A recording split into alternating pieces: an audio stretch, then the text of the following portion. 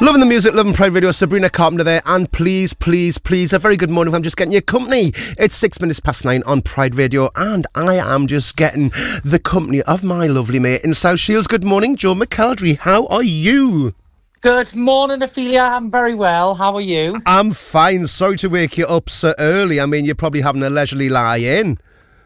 No, I'm not. I'm working hard. I'm rehearsing for Friday's show, so I'm up. I've had me coffee and I'm raring to go. Lovely. So you haven't had a dip as yet? Are you fancying it? Yet. Not yet.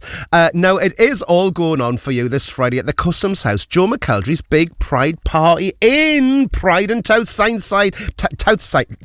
South Tyneside. I've got my teeth in the wrong way and I'm full of cold today. Are you excited for that? I am. Obviously, I was asked if I would put on a kind of a big Pride party for everyone. And I think it's the first official month-long event of Pride in South Tyneside that has ever happened. So they've got loads of stuff going on throughout the month, like screenings, live events. They've obviously got the concert in Bents Park, some Stonewall talks. There's a big Pride party. Jade's throwing an after party at her bar in South Shields. So it's lovely, and I think it's a really important thing because obviously we have Pride in Newcastle, we'll have it in Sunderland, but we've never really had an official one in South Shields. So I feel really, honoured that they've asked us to be a part of it, and I've planned a big over-the-top camp show, lots of confetti, lots of glitter. Not like you? Well, it's a normal day for me, but... it's going to be a great show, and obviously honouring the kind of Pride icons of past and present. Yes. We've got like some of my songs in there, but loads of different songs honouring people, that I looked up to, that were Pride icons for me when I was growing up, and of course, that have been... Can I ask maybe one? Don't give them all away, but a Pride icon, who was maybe one of them for you? Well, I mean, obviously, I think the obvious ones, like Elton John, George Michael, they kind of paved the way for a lot of young men, you know? I agree. And obviously I've been lucky enough to record some of their material, but also I've got to sing with George, which was amazing. I know. Then the ones the people who've been kind of huge gay allies for people like Kylie. We've got a bit of Kylie in there. Oh, you're not putting them gold hot pants on, are you? I'll not inflict that on the audience, but I've just had a vision. We've got the likes of that, like Kylie Shea. And obviously I released a song, LOVE, last year, which was a kind of a message about, not necessarily just about Pride, but I think about celebrating everybody for who they are and everybody's individuality. Everybody's different. So it's going to be a real night of kind of celebrating people and lifting people up, because I think that's what Pride's all about. Totally agree. And I think it's going to be an amazing night. And that's just, to me, it's one of the brilliant events that's just happened, as you said earlier, at Pride in South Tyneside. So that must mean a lot to you from being around that area. Did you ever think this would happen? Well, you know what? We didn't have anything like that when I was growing up, and obviously there was no awareness of that in South Shields when I was a teenager growing up. And I think, had there have been, it might have made things a little bit easier in my head of kind of piecing together my thoughts and my journey of where I was trying to get to and understand who I was. So I think it's really important now, we do have people kind of talking about things at the forefront more than they used to. And I think we have moved on a lot. I still think we've got a long way to go, but these little things are kind of small steps to the right direction, I agree. And going back 7 years ago, someone said, we should have a Pride in Gateshead, and then it just was laughed at. And this year we have a Pride in Gateshead as well, so like I'm a Gateshead girl, so I'm happy that something's happening, like smaller little communities are just being able to celebrate about being who they want to be, and I think it's really, really good.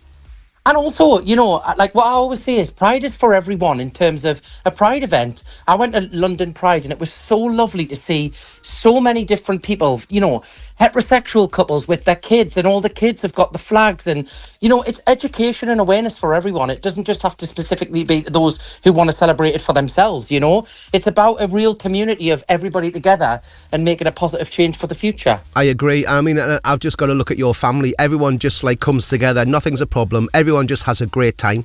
Do you know what I mean? And and it's true though, isn't it? And Hilda, and Grandma Hilda is a little bit of a gay icon, if we're honest, isn't she? She is indeed. Not really.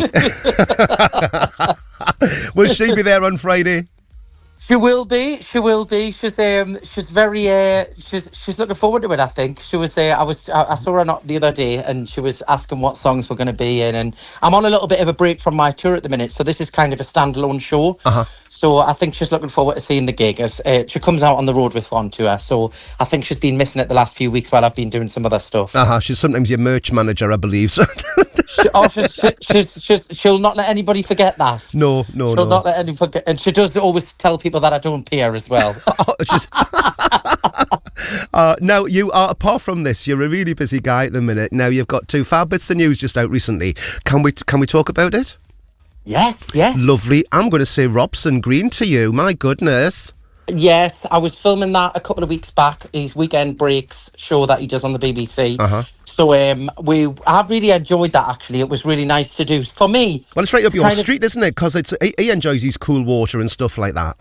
Yeah, we did do a bit of swimming. We did some paddle boarding.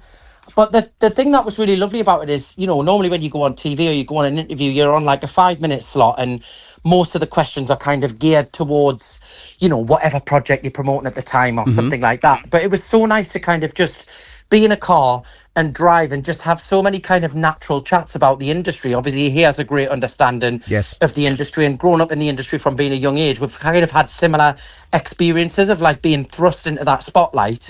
So it was lovely, and we had a great time. We went camping. We stayed in these beautiful bell tent huts up in Tranwell Woods.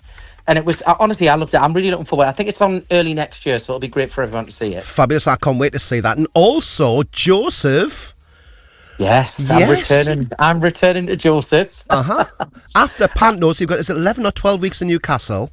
Yes, I'll do the Theatre Royal. We'll start that November. It finishes the 14th of January. Yep. And I think I've got exactly 1 day, and then I open at the Sunderland Empire.